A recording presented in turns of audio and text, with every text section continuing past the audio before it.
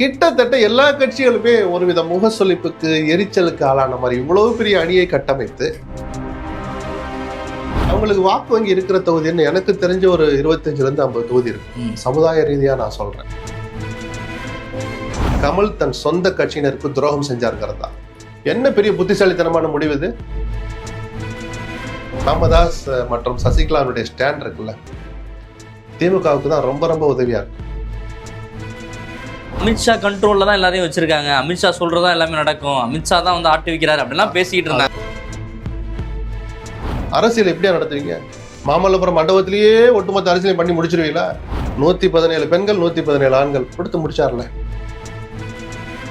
அன்றும் இன்றும் என்றும் தரம் என்றாலே சக்தி மசாலா. இது மக்களின் 49 ஆண்டு கால நம்பிக்கை. சிக்கனமாய் போட்டாலும் சிறப்பாக இருக்கும். விகடன் நேயர்களுக்கு வணக்கம். இன்றைய சிறப்பு நேர்காணல்ல மூத்த பத்திரிகையாளர் திரு SP லட்சுமணன் சாரை தான் மீட் பண்ண போறோம். சார் வணக்கம். வணக்கம். எப்படி இருக்கீங்க சார்? நல்லா இருக்கு. தேர்தல் பரபரப்பாயிருச்சு. திமுக கூட்டணியை பொறுத்தளவில் பார்த்தோம்னா தேமுதிக உள்ள வந்ததுல இருந்தே பெரிய பிரச்சனை அங்க போயிட்டு இருக்கு. ஏற்கனவே வந்து அப்படி அதுல இல்ல, அப்படி சொல்ல வேண்டாம். அது ஒரு காரணம் எடுத்துல அவங்க வந்ததுனாலதான், இல்லாட்டி ஓஹோன்னு இருந்துச்சு அப்படி இல்ல. இல்ல, அது ஒரு ஃபேக்டரா பேசுறாங்கல்ல. தேமுதிகவுக்கு 10 தொகுதி, எங்களுக்கு 8 தொகுதி ஆனா, 6 தொகுதி ஆனா, கம்யூனிஸ்டுக்கு வந்து 5 தொகுதி ஆனான்னு பேசுறதுக்கு வந்து அது ஒரு காரணமா அமையுது. எடப்பாடியை பத்தி பேசுற போது, அதிமுக அணிகளை பத்தி பேசுற முதல் வார்த்தை ஆச்சரியமா இருக்குன்னு சொன்னேன். திமுகலே அதே வார்த்தை தான் பேரு. என்ன ஆச்சரியம்னா, இவ்வளவு வலுவா முதலமைச்சருக்குன்னு ஒரு இமேஜ் இருந்தது, ஸ்டாலின்ங்கிற அந்த தனிப்பட்ட பேருக்கும் கேரக்டருக்கும் ஒரு இமேஜ் இருந்தது, எல்லாத்தையும் அரவணைச்சு போறாரு. ஏதோ ஒரு இடத்துல திமுக முழு நேர்மையோட முழு வெளிப்படைத்தன்மையோடு இல்லையா, இல்ல ஒரு கம்யூனிகேஷன் கேப் இருந்துச்சா அப்படின்னு என்னால் அதை என்ன ஜட்ஜ் பண்ண முடியல. ஆனா ஏதோ ஒரு தப்பு நடந்திருக்கு. இடதுசாரிகளை இவ்வளவு கையை முறியிருக்க வேண்டியதில்லை. உள் அறைகளுக்குள்ள அவர்களும் பேச தவிர்த்துட்டு வெளியில பேட்டி கொடுத்ததும் கூட தப்பு தான். இடதுசாரிகள் பண்ணது. பேச்சுவார்த்தை நடந்துட்டு இருக்கு. இன்னொரு சுற்று வருவோம். முடிஞ்சு போச்சா? அறிவாலயத்துக்கு முன்னாடி மைக்க வச்சாலே வந்து கொட்டணும்னு என்ன சார் அவசியம் இருக்கு?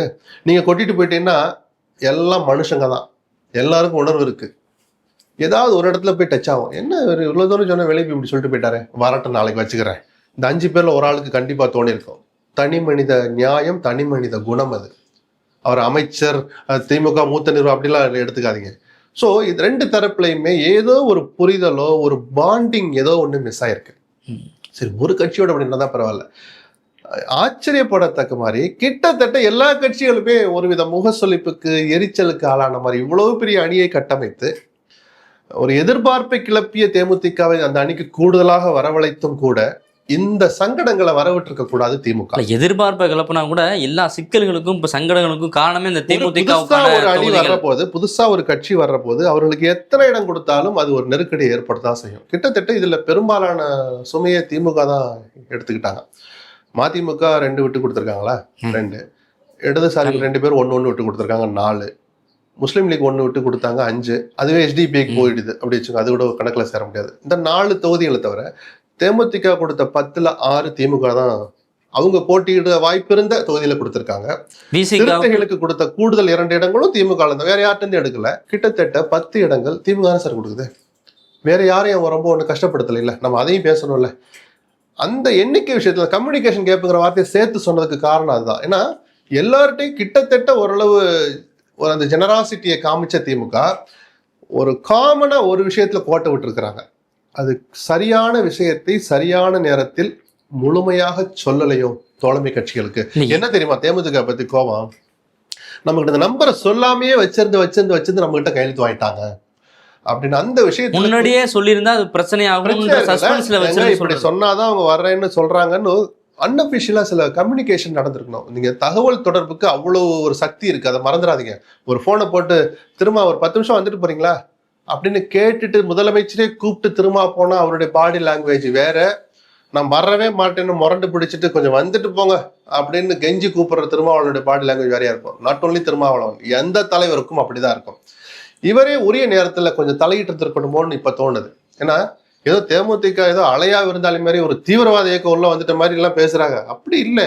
அவங்க வந்ததுனால ஏற்கனவே அணியில் இருக்கிற கட்சிகளுக்கும் பலம் தானே. பலம் தான். ஆனா இவங்க இவ்வளவு நாளா இவங்க கூட டிராவல் பண்றாங்க. இவங்க தொடர்ந்து திமுக பாஜகவை எதிர்த்து தான் அரசியல் பண்ணிட்டு இருக்காங்க. தேமுதிக பாஜக கூட நட்புறவுல இருந்தவங்க. ஒரு செகண்ட் இப்படி பின்னாடி எல்லாம் திரும்பி பார்க்க வேண்டாம். இந்த தோளுக்கிட்ட திரும்பி பார்த்தாலே அசிங்கமா இருக்கும். தேர்தல் அரசியல் பொறுத்த பின்னாடி கடந்த காலத்தை பார்க்கவே கூடாது. அதெல்லாம் பேசினா யாருமே அநியமிக்க முடியாது. அதுதான் சொன்னேன், உரிய நேரத்தில் அந்த தகவல் தொடர்பை ஏற்படுத்தி கன்வே பண்ணியிருந்திருக்கணும். இப்போ 10-12 கேட்குறாங்க, நான் பார்க்கலான்னு சொல்லியிருக்கேன், அவ்வளோ கொடுக்க முடியாது, பட் அதையும் மனசில் வச்சு நீங்கள் நம்பரை குறைங்கன்னு ஒரு வார்த்தை முதலமைச்சர் நேரடியாக தலையிட்டு இருந்தா இவ்வளவு சங்கடங்கள் திமுகவுக்கு வந்திருக்காதோன்னு இல்ல தோணுது. இப்ப எதிர்கட்சியினரே சொல்றாங்கல்ல, விடுதலை சிறுத்தைகளோட வந்து தேமுதிக பெரிய கட்சியா, இவ்வளவு நாள் வந்து திமுகவோட தான் நாங்க பயணிப்போம்னு தீர்க்கமா பயணிக்கக்கூடிய அதான் இந்த விசிக ஒரு வாய்ப்பை எதிர்க்கட்சியில் மட்டுமல்ல, இப்படி ஒரு விமர்சனம் வர்றதுக்கான சூழலை திமுக ஏற்படுத்தியிருக்க கூடாது. இல்லைன்னா கூட ஏற்படுத்துவாங்க. அதான் சார் அரசியல், எதிராளியினுடைய பலம் பலவீனத்தை அம்பலப்படுத்த இல்லைன்னா ஏற்படுத்துவாங்க. ஆனா இப்ப இருக்கிற மாதிரியான ஒரு தோற்றம் இருக்குல்ல. இருக்கிறத அதிகமா சொல்லுவாங்க. நான் சொல்றது புரியுதுங்களா? இருக்கிறத அதிகமா தான் சொல்லுவாங்க. இதுக்கு காரணம் யாரு? அடிப்படையில திமுக தான். குற்றம் பண்ணல, அதை சொல்ல வேண்டிய நேரத்தில் அந்த தலைவர்களுக்கு உரிய விதத்துல சொல்லாம விட்டதனுடைய விளைவு இன்னைக்கு திமுக அனுபவிக்குது. நிஜமாகவே இது ஆடுறதுக்கு சில நாள் பல நாள் ஆகும். ஒண்ணு. அடுத்த பிரச்சனை தொகுதிகள். காங்கிரஸ் ரொம்ப காயப்பட்டிருக்கிறதா நேத்து தகவல். அது எல்லாருமே அப்படிதான். ஏன்னா எண்ணிக்கை அதிகமாகிற போது அந்த குழப்பங்களும் விவாதங்களும் நீண்டுகிட்டே போகும். இப்போ 4 தொகுதி மதிமுக இது ஓவர் ஃபோன்ல முடிச்சிருவாங்க, அண்ணே வந்து கையெழுத்து போட்டு போங்க நின்றுவாங்க. 27 தொகுதிங்கிற போது 28 தொகுதிங்கிற போது அங்கே கொஞ்சம் சிக்கல் வரதான் செய்யும். கிட்டத்தட்ட எனக்கு தெரிஞ்சு 10-15 தொகுதி இழுபறியாக தான் இருக்கும். சிட்டிங் எம்எல்ஏ பூரா வச்சுக்கிறோன்னு காங்கிரஸ் கேட்க மாட்டாங்க. அதுல சில தொகுதி எப்பா ஒரு 6-7 பேர் மேல ரிப்போர்ட் சரியில்லை, தொகுதி பக்கமே அவன் போகவே இல்லை, அந்த சூழலை நாங்க எதிர்கொண்டுக்கிறோம், அதை எங்களுக்கு கொடுங்க அப்படின்னு திமுகவும் கேட்கலாம். இது நியாயமான எதிர்பார்ப்பு. அதை தாண்டி தொகுதி எண்ணிக்கை இந்த இடம் கூடுது இல்லையா? ஒரு கிட்டத்தட்ட ஒரு 3 தொகுதி கூடுது, 25 விட 3 கூடுது. தோல்வி அடைந்த இடங்கள்ல இவங்களே கவனத்தை சிதறடிச்சிருப்பாங்க, பெருசா ஆர்வம் காட்டியிருக்க மாட்டாங்க காங்கிரஸ். ஸோ 17-18 ஜெயிச்சாங்கன்னா கிட்டத்தட்ட 10 தொகுதிகள் புதுசு அல்லது புதுசு அவங்க கேட்குறாங்க. ஆனால் அதுங்க பல்வேறு கட்சிகள் இருக்கிறனால இது அவங்க கேட்குறாங்க, அவங்க அங்கே கேட்குறாங்க அப்படின்னு கேட்டால் அப்போ நாங்கள் யாருன்னு காங்கிரஸ் கேட்டதா ஒரு தகவல் நியாயமான கேள்விதான். இதுவும் சவாலான காரியம் தான் ஸ்டாலினுக்கு. 3/4 கிணறு தாண்டிட்டார், இன்னொரு 1/4 கிணறு எப்படி தாண்டாருன்னு பார்ப்போம். வேல்முருகன் வெளியேறி இருக்காரு. அவர் வந்து அதிருப்தியை வெளிப்படுத்திட்டு இருக்காரு. நீண்ட நாட்களா வந்து திமுகவோட நட்புறவுல இருந்தவங்க, அவங்க கூட்டணியோட பயணிச்சவங்களை வந்து திமுக தவறப்படுதோ பார்வை பார்த்துட்டு வேல்முருகன் எத்தனை தொகுதி கேட்டாலும் அவர் பார்வையில நியாயமா இருக்கலாம். சரி, அவருக்கு 2ன்னு கொடுத்துட்டா மற்றவங்களும் அப்படி கேட்டா எல்லாருக்கும் குறைச்சிக்கிட்டு இருக்கிற போது இவருக்கு 1-2 ஆக்கிரமின்ற கேள்வி இன்னும் கொஞ்சம் வரும். இப்ப தேமுதிக மீது மட்டும் இருக்கிற அந்த கோபம், ஒரு எரிச்சல் வேல்முருகன் மேலேயும் வந்திருக்கும். அதுவும் நல்லது இல்லை. அதுக்காக வேல்முருகன் கொடுக்கறத வாங்கிட்டு போகணும்னு நம்ம வேல்முருகனுக்கு ஒன்றும் அட்வைஸ் பண்ணல. ரைட், அவருடைய உணர்வு அவர் காமிச்சிருக்கிறார். இவ்வளவு பெரிய அணியை அமைக்கிற போது அப்படியே முழுமையா கட்டி காப்பாத்துறதும் சவாலான விஷயம்தான். அவர் நான் தேர்தலே போட்டியிட மாட்டேன், அவர் போட்டியிடல, கட்சியினர் போட்டிடுவாங்க. எந்த விதமான அரசியல் அவர் என்ன திட்டம் வச்சிருக்காருன்னு தெரியல. திமுகவுக்கு அந்த 3-4 தொகுதிகள்ல ஒரு பாதிப்பு தான், இழப்பு தான். பாதிப்பு அது மாதிரியான தொகுதி அவருக்கு செல்வாக்கான தொகுதி. ஒரு 5000 ஓட்டு அவரால் போகுது, அதை தாண்டி போகுதுன்னா அந்த 5000-10,000 ஓட்டும் திமுக அணிக்கு வர வேண்டிய வாக்குகள் தானே, அல்லது ஒரு எம்எல்ஏ ஷூரா ஜெயிக்கிற தொகுதி தானே அது. தேமுதிக உள்ள வந்ததுனால திமுக எந்த அளவுக்கு பலம் பெற்றிருக்கும் அப்படின்னு நீங்க நினைக்கிறீங்க? தேர்தல் ரிசல்ட் வரட்டும், அதுக்கு முன்னாடி இடம் போறதுக்கு என்ன கருவி இருக்கு, என்ன ஃபார்முலா இருக்கு? ஏன்னா இப்ப அதுல அவங்களுக்கு வாக்கு வங்கி இருக்கிற தொகுதின்னு எனக்கு தெரிஞ்ச ஒரு 25-50 தொகுதி இருக்கும். சமுதாய ரீதியா நான் சொல்றேன். அதை கால்குலேட் பண்ணி தான் இவ்வளவு இம்பார்ட்டன்ஸ் கொடுத்திருக்காங்க சார். நீங்க யார் ஒருத்தர் இப்ப வேல்முருகன் வெளியே போனதே நீங்க கேள்வியா கேக்குறீங்கன்னா வேல்முருகனுக்கு ஒரு செல்வாக்கு இருக்கும் தானே கேக்குறீங்க. அப்ப தேமுதிக இருக்காதா சார்? என்ன சார், ஒருத்தர் வெளியே போனா அவருக்கு பயங்கரமான செல்வாக்கு இருக்கு, உள்ள விட்டு அவளுக்கு என்ன சார் அப்படி என்ன சார் இருக்குன்னு கேட்க கூடாதுல்ல. தேமுதிகன்னு இருக்குல்ல, அந்த சமுதாயம் ஒன்றும் சின்ன சமுதாயம் கிடையாது, விஜயகாந்த் சார்ந்த சமுதாயம். அவர் மீது அபிமானம் உள்ள அந்த 40+ ரசிகர்கள் இருக்காங்கல்ல, 50 வயசை தொட்டுட்டவங்க, அதெல்லாம் வெளியே தெரியாம இருப்பாங்க. 10 பேர் உணர்வோட உணர்ச்சியோட இருந்தான்னா அதுல ஒரு 4 பேராவது மீதி இருப்பான். அந்த 4ம் பலம் தானே. இதெல்லாம் யோசிச்சானே அவங்கள உள்ள வரணும்னு அவ்வளவு மெனக்கட்டாங்க திமுக. இப்ப தேமுதிக உள்ள வந்ததால எரிச்சல் உணர்வோடு இருக்கக்கூடிய திமுக கூட்டணி கட்சிகள் அந்த தொகுதிகளில் வந்து இணைஞ்சு வேலை செய்வாங்களா? இது எல்லா அணிகளுக்கும் பொருந்தும். செய்மான தவிர மீதி எல்லாம் அதுக்கு கவலைப்பட்டு தான் ஆகணும். நான் சொல்ல புரியுதுங்களா? இப்ப விஜய் தனியா தான் நிக்க போறார், கிட்டத்தட்ட தனியா தான் நிக்க போறார். எனக்கு தெரிஞ்சு சின்ன சின்ன கட்சிகளோட அவர் பேசிட்டு இருக்கிறார். பெருசா அறிவிக்க வேண்டான்ட்டு அமைதியா இருக்கு, கொஞ்சம் வெக்கமாவும் இருக்கும். ஏன்னா காங்கிரஸை தேடி பிஜேபி முயற்சிச்சு அப்படிப்பட்ட கட்சியெல்லாம் விட்டுட்டு அப்படி இப்படின்னு நம்ம அறிவிக்க வேண்டான்னு கடைசியில சொல்லுவாங்க போல. ஒரே ஒரு தொகுதி கூட யாராவது ஒருத்தர் கொடுக்கட்டும். அந்த ஒரு தொகுதியில விஜயினுடைய ரசிகர் மன்றத்தினுடைய நிர்வாகி தாவேகாவுடைய ஒரு ஒன்றிய செயலரோ மாவட்ட செயலரோ குறி வச்சு வேலை பார்த்துட்டு இருப்பாங்கல்ல, அவனுக்கு அது ஏமாற்றமா தானே இருக்கும். தனியா நிக்கிற அவங்களுக்கே அப்படின்னா இவ்வளவு பெரிய அணியை கட்டமைச்சிருக்கிற திமுகவுக்கோ, ஏற்கனவே இந்த வெந்த புள்ள வேலை பாய்ச்சுற மாதிரி தொகுதியை வேற இப்படி கொடுத்துட்டாங்களேன்னு கடுப்புல இருக்கிற பிஜேபியோ, வாசனுக்குன்னு இருக்கிற அந்த ஆதரவாளர்களோ, அமமுகல ஒரு 10 பேர் கூட இருக்கட்டுமே அந்த எரிச்சல் ஆமா, பட்டா அமமுகவுல ரங்கசாமி அவர்கள் வந்து இப்ப கிடைக்கலையே. திமுகவுக்கு வர போறாரு அப்படின்ற மாதிரி ஒரு பேச்செல்லாம் ஓடிட்டு வதந்திகளுக்கு நம்ம பதில் சொல்ல வேண்டாம். ம். அவருக்கு வருத்தம் இருந்தா நியாயமான வருத்தம். தினகரனுக்கு அது புரிஞ்சனாலதான் அவ்வளவு மெனக்கட்டு இருப்பாரு நான் சொன்னேன். தொகுதியில எப்படியாவது மாத்த முடியுதான்னு. ம். புரியுதுங்களா? சோ இந்த கூட்டணி அரசியல்ல ஒரு ஆர்வம் காட்டி ஒரு பெரிய கூட்டணி அமைக்கிற எல்லா கட்சிகளுக்கும் அதன் தலைமை கட்சிகளுக்கும் இந்த சங்கடம் இருக்கதான் செய்யும். ம். அதெல்லாம் சமாளிச்சு வர்றாங்களான்னு பார்க்கணும். அந்த அதிருப்தியை ஒரு கட்டுக்குள்ள வைக்கிறது தான் ஆளுமை. அது பல நேரங்கள்ல ஜெயலலிதாவும் கலைஞரும் காமிச்சாங்க. சில நேரம் ஸ்டாலின் காமிச்சார். ஏன்னா வெற்றியை ஈட்டிட்டார். ஒரு தேர்தலையும் அதிருப்தி இங்க வந்துகிட்டு தான் இருக்கும். தொகுதி ஒதுக்குனதுல எண்ணிக்கையில ஜெயிச்சுதான் இருக்கிறாங்க. இப்ப 2 கட்சிகள்லயுமே அதிருப்திகள் இருக்கும். நீங்க சொன்ன மாதிரி ரெண்டு அணியிலுமே 2 அணிலையுமே அதான் 2 அணிலையுமே இந்த அதிருப்திகள் இருக்கும். இந்த அதிருப்தி ஒப்பீட்டு அளவுல யாருக்கு அதிகமா இருக்குன்னு நினைக்கிறீங்க? திமுக கூட்டணியா, அதிமுக அப்படியெல்லாம் நம்ம தீர்ப்பு சொல்ல வேண்டாம் சார். ரெண்டுல இருக்குன்ட்டு கடந்து போவோமே, அதை போய் என்னத்துக்கு நோண்டிக்கிட்டு. ம். என்னன்னா அடுத்த இன்னொரு 3வது சவால், ஒண்ணு எண்ணிக்கை, கட்சிகளை கூட்டியாந்து எண்ணிக்கை கொடுக்கறது, 2வது தொகுதி எதுன்னு அடையாளப்படுத்துறது, 3வது சொந்த கட்சிகள், அந்தந்த கட்சிகள் வேட்பாளர்களை தேர்ந்தெடுக்கிறது தான் பெரிய சவால். அது ஒரு ஒரு ஜெர்க்கை ஏற்படுத்தும். அது திமுக மாதிரியான பெரிய கட்சியில பயங்கர எதிர்பார்ப்புல இருப்பாங்க. அதிமுகலே அந்த அதிருப்தி வந்து வர ஆரம்பிச்சிடுச்சு. ஏன்னா நம்ம தெரிஞ்சிருந்தோம், அவினாசி எல்லாம் கொடுக்குற தொகுதியா சார்? தாரை வார்க்கிற தொகுதியா அவினாசி? சொல்லுங்க. இத்தனைக்கு ஊரறிஞ்ச முகம், நாடறிஞ்ச முகங்கள் 2, 3 இருக்கிறாங்க அந்த சமுதாயத்திலேயே. ஜெயலலிதாவால், எம்ஜிஆரால் அடையாளப்படுத்தப்பட்டவங்க இருக்கிற போது அதை தூக்கி கொடுக்குறாரு. ராசிபுரத்தையும் கொடுக்குறாரு, அவினாசியும் கொடுக்குறாரு. அது என்ன கணக்குன்னு புரியல. தென் மாவட்டங்கள்ல அதிமுகவுக்கு செல்வாக்கான தொகுதிகளை வந்து பலது வந்து பிஜேபிக்கு கொடுத்துருக்காங்க அப்படின்ற எதுவுமே கொடுக்காம இருக்க முடியாது சார். நீங்க 27 கொடுத்தா 27லையுமே தோக்குற மாதிரியே கொடுப்பாங்க. சரி, அதுதானே பரஸ்பர பலம். எதுக்காக கூட்டணி வைக்கிறாங்க? அவங்களோட கூட்டணி வச்சா ஜெயிக்கலாம், அந்த ஓட்டு நம்ம கிடைக்கணும், அந்த கணக்கு தான் சார் யாரும் யாரோடையும் கூட்டணி வைக்கிறாங்க. அது தப்பே கிடையாது. முழுக்க முழுக்க நியாயமான பார்வை அது. ஒரு அரசியல் கட்சி நடத்துறவங்களுக்கு தான் அந்த கஷ்டம் தெரியும். நான் சொல்றது, அதிமுகவுடைய தொகுதிகள் இப்ப முழுமையா வெளியில வந்துடுச்சு. இந்த தொகுதி தான் அதிமுகன்னு அங்கே முணுமுணுப்பு கேட்க ஆரம்பிச்சிடுச்சு. என்ன ஒண்ணு, யாரும் போர்க்குடி தூக்க மாட்டாங்க, ஆனா அதிருப்தியை மனசுல வச்சிருப்பாங்க. அதுவும் தேர்தல் அரசியலுக்கு நல்லதல்ல. இதே மாதிரியான ஒரு உணர்வு திமுகலையும் வரதான் போகுது. வரலைன்னா அது கட்சியே இல்லை. ஏன்னா அங்கே ஆளுங்கட்சிங்கிறதுனால போட்டி இன்னும் அதிகமா இருக்கும், பணபலத்தோட இருப்பாங்க. நான் எல்லா வகையிலும் நான் தகுதியானவன் இருக்கிறேன், இவனுக்கு கொண்டு போய் சீட்டை கொடுத்துட்டேன்னு இந்த முழு பட்டியல் வர்ற போது அங்கேயும் கடம்படா சத்தம் கேட்கும். இதையெல்லாம் தாண்டி எந்த அளவுக்கு சமாளிக்கிறாங்கன்னு பொறுத்திருந்து பார்ப்போம். எவ்வளவு பாதிக்கும் அப்படின்லாம் அளவிட முடியாது. தேமுதிக வரதுல வந்து ஒரு சஸ்பென்ஸை வந்து திமுக கடைபிடிச்சது அப்படின்னு சொல்றீங்க இல்லையா? அது வந்து வர்றதுக்கு சஸ்பென்ஸ் இல்ல, அவங்களுக்கு கொஞ்சம் இந்த 2 இலக்கத்துல கேட்கறாங்கன்னு அன்அபிஷியலா கன்வே பண்ணியிருந்தாங்கன்னா இவங்க மனதளவுல தயாராயிருப்பாங்க. அதை வந்து ராஜதந்திரம்னு எடுத்துக்கிறதா இல்ல நம்பிக்கை கூட்டணி கட்சிகள் ஏற்கனவே இருக்கக்கூடிய கூட்டணி கட்சிகளோட நம்பிக்கை துரோகம் நம்ம புரிஞ்சுக்குவாங்கன்னு ஸ்டாலின் கொஞ்சம் அதீதமா நம்பிக்கை வச்சுட்டாருன்னு எடுத்துக்கலாம். ஆனால் கடந்த முறையை விட இந்த முறை எல்லோருமே ஒரு போர்க்குரலை எழுப்பிக்கிட்டு இருக்கிற போது ஸ்டாலின் அந்த விஷயத்துல கொஞ்சம் ஏமாந்துட்டாரோன்னு தான் நான் பார்ப்பேன். இப்ப சூழல் அப்படி இல்ல.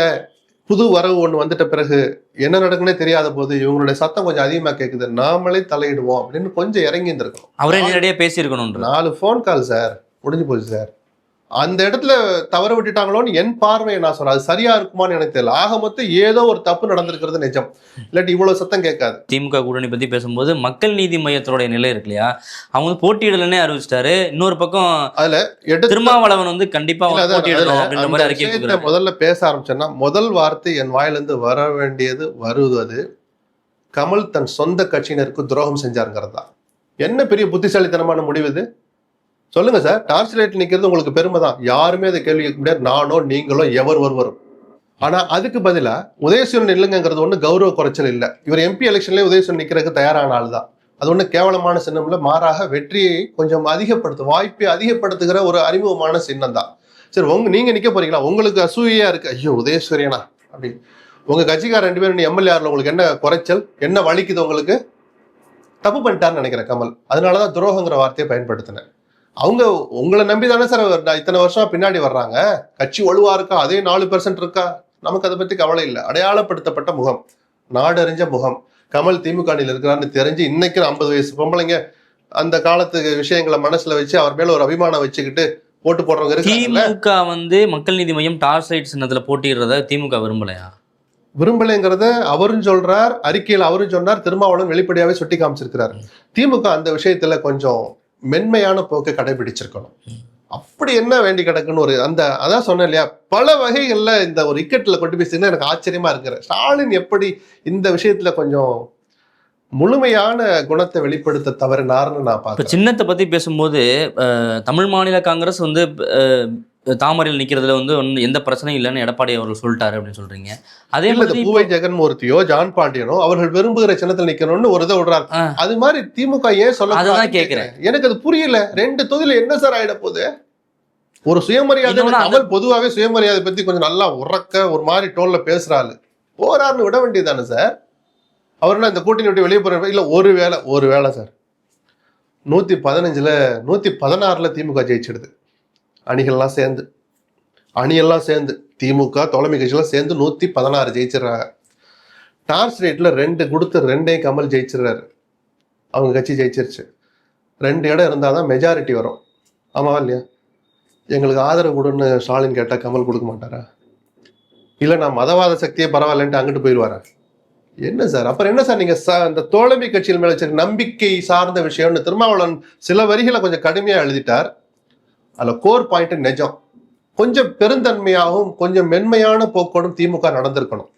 இப்ப இந்த இடத்துல தானே வந்து திமுக கூட்டணி தான் வந்து கூட்டணி கட்சிகளை அடிமையா நடத்துது அப்படின்னு எடப்பாடி சொல்றதுக்கான நீங்க அதுக்காக உடனே அவங்க சொல்ற வார்த்தைகளை நான் வந்து வியாக்கியானமோ பொழிப்புரையோ எழுத முடியாது. அடிமைங்கிற வார்த்தை ரொம்ப பெரிய வார்த்தை. அடிமைன்னு நினைச்சிருந்தா ஏற்கனவே போட்டியிட்ட தொகுதியிலோட ஒரு கிட்டத்தட்ட 3 பேருக்கு அதிகமா கொடுத்திருக்க மாட்டார். கொடுக்கணும்னு அவசியமே இல்லை, கட்டாயம் கிடையாது. கருணாசுக்கு, தைமூர் அன்சாரிக்கு, SDPAக்கு, ஒரு அடுத்து தனியரசு வரப்போறான்னு நினைக்கிறேன். இவங்களுக்கெல்லாம் இன்னும் முத்திரையர் சமுதாயத்தின் செல்லகுமார் இவங்களெல்லாம் சேர்க்கணும்னு அவசியம் இருக்கா? ஸ்டாலினுக்கு அசுர பலத்தோடு இருக்கிறார். போங்கன்ட்டு போயிருக்கலாம்ல. அடிமையா இருக்கணும்னு நினைச்சிருந்தா, அடிமைப்படுத்தணும்னு ஆசைப்பட்டிருந்தா இவங்களெல்லாம் சேர்க்கணும்னு அவசியம் இல்லை சார். இப்போ அவங்களுக்கெல்லாம் ஒரு அடையாளம் கிடைக்குது, அங்கீகாரம் கிடைக்குது. அடிமைன்னு போக வேணாம், உரிய மரியாதை கிடைக்குது அவங்களுக்கு அப்படின்றது ஒரு கேள்வி இருக்கு. மரியாதை எல்லாமே கூட்டணியில் இடம் கிடைக்குது. அந்த அளவுக்குலாம் நான் விமர்சனத்தை வைக்க மாட்டேன். அது அவங்கவுங்க மனசாட்சிக்கு தெரியும். பூட்டி அறைகளுக்குள்ள என்ன நடந்துச்சாலும் அவங்க ஒரு காலத்துல புக் எழுதுனா நம்ம எல்லாம் எழுதி படிச்சுக்கலாம், எழுதுறத படிச்சு தெரிஞ்சுக்கலாம், விமர்சிக்கலாம். நம்ம கண்ணு முன்னாடி பார்க்காததை உறுதிப்படுத்திக்கிட்டு அவங்க மரியாதை எல்லாம் நடத்துறாங்க அப்படிலாம் நம்ம சொல்லக்கூடாது. வெளியில வந்த விஷயங்களை வச்சு பார்த்தா திமுக கொஞ்சம் மென்மை போக்கை அதிகமாக காட்டியிருக்கணும் அப்படின்றத நான் ரொம்ப உறக்கவே சொல்றேன். ரொம்ப கராரா நடந்திருக்காங்க, ரொம்ப கராரா நடந்துக்கிட்டாங்களோன்னு தோணுது சிலரிடம். ஆனா கராரா இல்லைன்னாலும் நீங்க இவ்வளவு பெரிய அணியை கட்டமைக்க முடியாது சார். கேட்கறதெல்லாம் கொடுத்துக்கிட்டா திமுகவுக்கு 36 தொகுதி தான் மீதி இருக்கும். அவங்க கேட்டதை பூரா 25 தொகுதி கட்சிகளுக்கும் கேட்ட தொகுதியில கொடுத்திருந்தா, நீட்டின பட்டியலுக்கு ஓகே கொடுத்திருந்தா 36 தொகுதி கூட மிஞ்சி இருக்காது திமுகவுக்கு. ஸோ இப்போ 2 அணிகள் பற்றியும் பேசிட்டோம். எது வந்து இப்போதைய சூழல்ல கொஞ்சம் ஸ்ட்ராங்கா இருக்கு அப்படின்னு நீங்க நினைக்கிறீங்க? இல்ல, பொதுவாகவே 4 அணிகள் கிட்டத்தட்ட 5 அணி அடுத்த அணிக்கு போவோம். இல்ல முதல்ல 5வது அணியும் அமைந்த பிறகு திமுகவினுடைய வெற்றி, அந்த அணியினுடைய வெற்றி இன்னும் கொஞ்சம் அதிகமா இருக்குன்னு தான் நான் சொல்லுவேன். ஏன்னா ராமதாஸ் நீங்க குறைச்சி எடை போடாதீங்க. அவர் தனிச்சு நிக்கிறேன்னு சொல்றதே வந்து அன்புமணி, இன்னொரு மிக பெரும்பாலான அவர்கள் பார்வையில, அன்புமணி பார்வையில பெருவாரியான கட்சி எங்கிட்ட இருக்குன்னு சொல்ற அன்புமணி அதிமுகவில் இருக்கிற போது, அந்த அணியில் இருக்கிற போது, அந்த அன்புமணியினுடைய பாமகவுக்கு எதிராகவும் குறிப்பா அவர் வேட்பாளர் நிறுத்த போறாரு. அவர் 50 பேர் நிறுத்துறாருன்னா கண்டிப்பா 18 போட்டுதான் மீதி 32 பத்தி யோசிப்பார் அவரு. சரியா? அதே மாதிரி சசிகலா, அவருக்கு இன்னைக்கு செல்வாக்கு இருக்கு, நான் மறுக்கவே மாட்டேன். அவர் மீது 1000 விமர்சனம் இருக்கலாம். அவருக்கு துரோகம் இழைக்கப்பட்டது நிஜம் அப்படிங்கிற அந்த உணர்வோட இன்னைக்கு முக்குளத்தோர் இருக்கிறாங்க. இல்ல, அவர் முதல்ல வெளில வரட்டும், அவர் அரசியல் பண்ணட்டும், அப்புறம் பேசுவோம்னு சொல்லிட்டே இருந்தீங்க. அணி அமைச்சிட்டாங்க. இப்ப வர்ற தகவல் தினகரன் அந்த வாங்கினார்ல 11, அந்த 11லயும் போய் ஒரு கேண்டிடேட் போடுவாரு. இப்ப தேர்தல் அறிக்கை கூட கொடுக்க போறாங்க. இப்ப கொஞ்ச நேரத்துல கொடுத்துருவாங்க சார். அவங்க அரசியல் பண்றாங்க. இது ஒரு வருஷம் முன்னாடி தொடங்கி இருக்கணும். குறைஞ்ச பட்சம் தான் நான் ஆதங்கத்தை வெளிப்படுத்தினே தவிர சசிகலாவுக்கு தகுதி இல்லைன்னு நம்ம சொல்லியிருக்கோமா? வரவே கூடாதுன்னு சொல்லியிருக்கிறோமா? ஏன் வரலன்னு தான் கேட்டோம் நம்ம. சோ அவர் எடுக்க போற அந்த ஸ்டாண்ட் இருக்குல்ல, இந்த 2 பேருடைய ஸ்டாண்டுமே, ராமதாஸ் மற்றும் சசிகலாவுடைய ஸ்டாண்ட் இருக்குல்ல, திமுகவுக்கு தான் ரொம்ப ரொம்ப உதவியா இருக்கும். அவங்க நோக்கம் அதுவா இல்லாம இருக்கலாம். தாங்கள் வெற்றி பெறணும், எடப்பாடிக்கு ஒரு பாடம் புகட்டணும், மகனா இருந்தாலும் பரவாயில்ல அன்புமணிக்கு ஒரு பாடம் புகட்டணும் தான் ராமதாஸோட நோக்கமா இருக்கும், சசிகலோட நோக்கமா இருக்கும். ஆனால் இந்த 2னுடைய போய் சேர போற அந்த முடிவு இருக்குல்ல, திமுகவுக்கு தான் சாதகமா இருக்கும். அதையும் மனசுல வச்சு சொல்றேன். வரப்போற தேர்தல் களத்துல திமுக தான் ஒரு ஸ்டெப் முன்னாடி இருக்கு. இப்போ இவங்க 2 பேருமே ஸ்பிளிட்ல இருக்காங்க. இப்போ உதாரணத்துக்கு டிடி விதினர்லேருந்து பிரிஞ்ச மாதிரி தான் வந்து சசிகலா அவர்கள். இப்போ அன்புமணி ராமதாஸ்லேருந்து பிரிஞ்ச மாதிரி தான் அவரை எதிர்த்து தான் வந்து ராமதாஸ் ஓகே அவர் பெரிய எதிர்த்து நிக்கிறாருன்னு வச்சுக்கோங்களேன். இவங்க வந்து டிவிக்கே கூட வந்து கூட்டணி அமைக்கிறது அந்த வாய்ப்பு இன்னும் கொஞ்சோண்டு இருக்கு. ஏன்னா ஒரு 10 நாள் முன்னாடி என் காதுகளுக்கு வந்துச்சு. யார் பேசுனாங்கிற வரைக்கும் நமக்கு தெரியும். அது நடக்காத வரைக்கும் நம்ம சொல்லிட்டு இருக்க வேண்டாம். அதுக்கு இன்னும் கொஞ்சம் உயிர் இருக்கு. கூடுதலாக டாக்டர் கிருஷ்ணசாமியும் சேர்ந்து அங்க போறதா நம்ம ஏற்கனவே பேசணும்னு நினைக்கிறோம். அதுக்கு இன்னும் கொஞ்சோண்டு உயிர் இருக்கு. பாண்டிச்சேரி கந்தரகோலத்தை பார்த்தா வேட்புமனு தாக்கல் பண்ற கடைசி நாள் வரைக்கும் எல்லாத்துக்கும் வாய்ப்பு இருக்கு. சசிகலா வந்து போட்டியிட போறாரு, தனியா வந்து தன்னோட ஆதரவாளரை களமிறக்க போறாரு அப்படிங்கும் போதே அவங்க டிவிக்கே கூட வந்து கூட்டணி பேசுறாங்க அப்படின்ற ஒரு பேச்சு வந்துச்சு. நடந்தது நிஜம், பேச்சு நடந்தது நிஜம், இப்போது நடந்து கொண்டிருப்பதும் நிஜம். அது சாத்தியமாகுதான்னு தெரியல.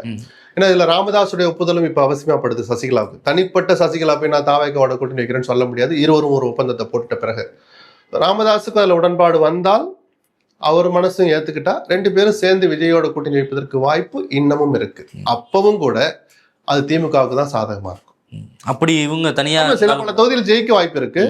ஆனால் அது அதனுடைய ஓவரால் ரிசல்ட்டை பார்த்தோம்னா, இம்பாக்டை பார்த்தோம்னா அது ப்ரோ டிஎம்கேவா தான் இருக்கும். இவங்க திரும்ப சொல்றேன், அவங்க நோக்கம் அதுவா இல்லாம இருக்கலாம், விளைவு திமுகவுக்கு தான் சாதகமா இருக்கும். இன்னொரு பக்கம் ஓபிஎஸ் வந்து தென் மாவட்டங்கள்ல பிரச்சாரத்தை ஆரம்பிச்சிட்டாரு. நோக்கத்துக்காக அவரை அந்த கட்சியில சேர்த்துக்கிட்டாங்களோ அந்த நோக்கத்தை அவர் வெகு சிரத்தையாக நடத்தி கொண்டிருக்கிறார். அது அங்க எடுபடுதா எப்படி? அது களத்தை பார்த்தா கூட்டம் கூடுது, 100 பேர் உட்காந்தா 95 பேர் திமுக காரன் அப்படின்னு விமர்சனம் வரலாம்.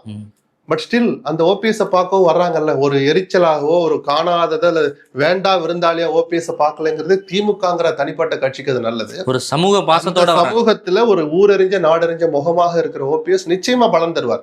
ஓபிஎஸ் எடுத்த முடிவை தான் நம்ம விமர்சிச்சமே தவிர வேற வழியெல்லாம் பேச வீட்டுல இருக்கான்னு சொல்லவே தவிர, அவர் முடிவை எடுத்துட்ட பிறகு திமுக பார்வையில பார்த்தா எந்த நோக்கத்துக்காக அவரை எடுத்தார்களோ சேர்த்தார்களோ அந்த நோக்கம் நிறைவேறி கொண்டிருக்கிறது. இது தேர்தல் களத்தில் பலன் அளிக்குமாங்கிறத நம்ம பொறுத்திருந்து தான் பார்க்கணும். பிஜேபி கூட்டணி பற்றி பேசும்போது அவங்க தொகுதிகளை வந்து சரியாக செலக்ட் பண்ணல அப்படின்ற மாதிரி சொல்லியிருந்தீங்க. கொங்கு மண்டலம் அவங்க ஸ்ட்ராங்காக இருக்கக்கூடிய தொகுதி, அங்கேயும் நிறைய பெரிய தொகுதிகள் வந்து நினைக்கிறேன். அதுல என்ன நடந்தது? என்ன நடந்ததுன்னா, எடப்பாடியினுடைய சாமர்த்தியம் நல்லா வெளிப்பட்டு இருக்குன்னு தான் சொல்லணும். ஏன்னா எப்ப வாங்கி யாரப்பா நிறுத்த போறீன்னு ஒரு கேள்வி கேட்டிருப்பா, தெரிச்சு ஓடி இருப்பாங்க. சும்மா பெருமைக்கு வாங்கிக்கிறதா சார்?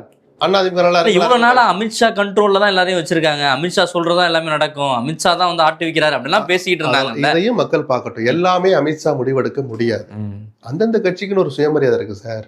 அடிமைத்தனமா இருக்கிறவங்க தான் எல்லா நேரமா குனிஞ்சுக்கிட்டே இருப்பாங்க. இவர் டெல்லிக்கு போனதுனாலே அடிமைன்னு சொன்னா கனிமொழி போகலையா? மருமகன் சபரீசன் போகலையா? அது கௌரவ குறைச்சலா? ராகுல் காந்தியை பார்க்கணும்னா போறது ஒன்றும் தப்பு இல்லை சார். ஒருவேளை பிஜேபி இதுல விட்டு கொடுத்தாங்களோ, அடுத்த நாடாளுமன்ற தேர்தலில் பார்த்துக்கலாம் அப்படின்ற மாதிரி ஏதாவது ஒரு.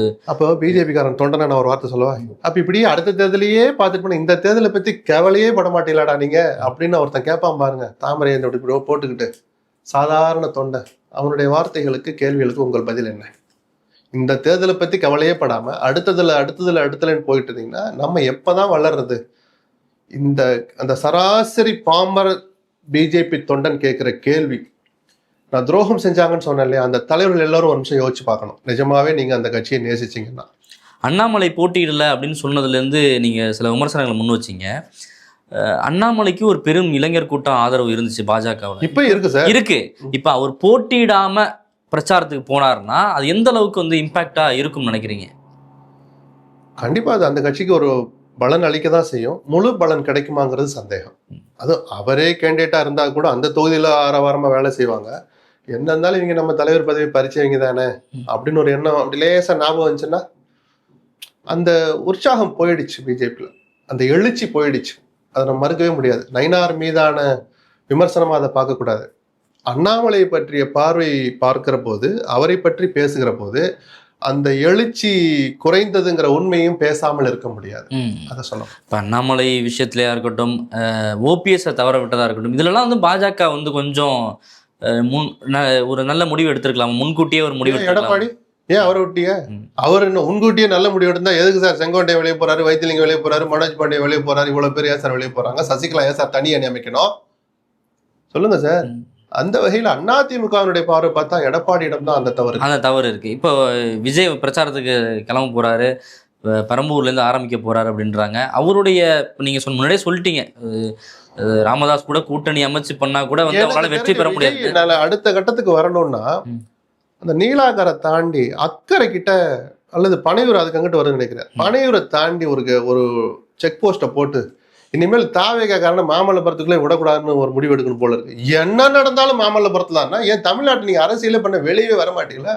இப்போ 110 பேர் கிட்டத்தட்ட 100 பேருக்கு மேல வேட்பாளர் அறிவிக்க போறாங்க. எங்க போனா அதே மாமல்லபுரத்துல வைக்க போறாராம். என்ன சார் அரசியல் இது? மாமல்லபுரம் நம்ம மாநிலம் தான், நம்ம ஊர் தான். அரசியல் எப்படியா நடத்துவீங்க? மாமல்லபுரம் மண்டபத்திலேயே ஒட்டுமொத்த அரசியலையும் பண்ணி முடிச்சிருவீங்களா? ஏன் ஒரு நாள் வெள்ளியில வச்சா அது எத்தனை பேருக்கு ஒரு ஒரு உற்சாகத்தை தரும்? ஜெயலலிதாவுக்கு எப்படி போயஸ் கார்டனோ அது மாதிரி கூட அவரு வேலூர்ல, கோயம்புத்தூர்ல, தஞ்சாவூர்ல, மதுரை, திருநெல்வேலியில கொண்டு போய் அந்த ஒரு ஊர்ல ஒரு மீட்டிங் சார். அந்த கட்சி இந்த அரசியலை ஏன் பண்ண மாட்டான்னு தான் நமக்கு புரிய மாட்டேது. அதான் கேட்க வந்தேன், ஜெயலலிதா எப்படி எல்லாத்தையும் போயஸ் கார்டன்ல பண்ணாங்களோ அது மாதிரி சார். அந்த ஜெயலலிதாவே ஒரு ஊருக்கு போனாங்க சார். கடைசி தேர்தலாம் யோசிச்சு பாத்தீங்களா? நடக்க முடியாம தவழ்ந்து போற மாதிரி கிட்டத்தட்ட போனாங்க சார். அந்த முட்டி வெளியோட ஹெலிகாப்டர்லயே போய் கார் அப்படியே மேடைக்கே போற மாதிரி ஏன்னா எடுத்து வைக்க முடியல. அந்த சூழலை 4 ஊருக்கு போனார். 35 பேரா மேடையில ஏத்தினார். ஏன் உங்களுக்கு என்ன குறைஞ்சு போச்சு? வளைகாப்புக்கு போக தெரியுதுல மும்பைக்கு, நான் தப்பு சொல்லல. அதுல இருக்கிற ஆர்வத்துல 2 மடங்கு காட்ட வேண்டிய நேரம் சார் இது. உங்க கட்சிக்கு தான் சார் நான் பேசுறேன். அதை பத்தி யோசிக்கவே மாட்டாரு. மாமல்லபுரத்தை தாண்டி தமிழ்நாட்டுல வேற ஏரியாவே இல்லைன்னு நினைக்கிறாரோன்னு ஒரு எரிச்சலா இருக்கு. மாமல்லபுரம் பாக்குறதுக்கு அவ்வளவு நல்ல ஊரு, நம்மள எரிச்சல் அடைய வச்சுட்டாரு அவரு. எதுக்கு எடுத்தாலும் அந்த மண்டபத்துக்குள்ள வாங்கடான்னா எப்படி சார் கட்சி வளரும்? எப்படி சார் உனக்கு நம்பிக்கை வரும்? விஜய் அந்த ஒரு விஷயத்தையாவது உடனடியா மாத்திக்கணும். சசிகலா ராமதாஸ் கூட கூட்டணி வச்சா கூட பெருசா அவரால் வந்து ஆட்சி அமைக்கிற அளவுக்கு வெல்ல முடியாது அப்படின்னு சொன்னீங்க. அப்புறம் அவங்களுடைய எந்த அளவுக்கு தான் அவங்களுடைய செல்வாக்கு இருக்கும், விஜயோடைய செல்வாக்கு? சில பல தொகுதியில் வெல்ல வாய்ப்பு இருக்குன்னு சொன்னேன். விஜயோட ஆட்சி அமைக்கிற அளவுக்கு ஆட்சி அமைக்க அவங்க நிக்கிறதே 30-40 தானே சார் நிக்கிறாங்க 2 பேரும். இல்ல தாவேக்காவோட கூட்டணி அமைச்சு ஆட்சி அமைக்க முடியாது நம்ம சொல்லக்கூடாது. பட் ஒரு பொது பார்வை பார்க்கலாம் இல்லையா? இந்த தேர்தலில் ஆட்சி அமைக்கிற அளவுக்கெல்லாம் விஜய் இன்னும் வளரல. அந்த கட்சி வளரல.